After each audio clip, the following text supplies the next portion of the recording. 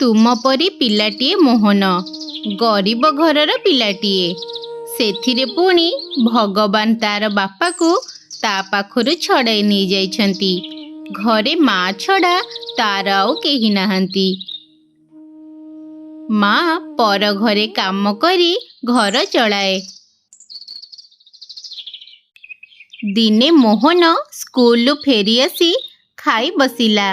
ମା ତା ପାଇଁ ଭାତ ସାଙ୍ଗକୁ ଲୁଣ ଲଙ୍କା ଆଉ 2 ଫାଳ ପିଆଜ ବାଢ଼ିଦେଲେ। ମା, ସବୁବେଳେ ଏ ଖାଦ୍ୟ ଦେଖି ମୋତେ ଚିଡ଼ା ଲାଗୁଛି। ଘରେ କ'ଣ ଆଉ କିଛି ଖାଇବାକୁ ନାହିଁ? ସବୁବେଳେ ଖାଲି ଲୁଣ ଲଙ୍କା ପିଆଜ।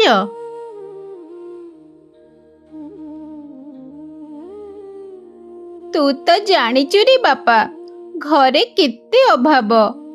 ଧନଟା ପରା, ଯା ଅଛି ଆଜି ଖାଇଦେ। କାଲି ତୋ ପାଇଁ ଅଲଗା କିଛି ରୋଷେଇ କରିବି। ଥାଉ ମା, ମୁଁ ଆଉ ଖାଇବିନି। ଏ ଖାଦ୍ୟ ଦେଖି ମୋତେ ବିରକ୍ତ ଲାଗୁଛି।